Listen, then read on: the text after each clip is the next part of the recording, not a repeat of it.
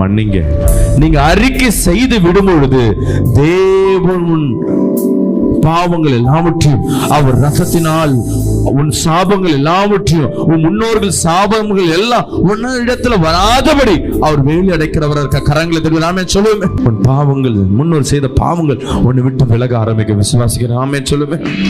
அல்லேலூயா.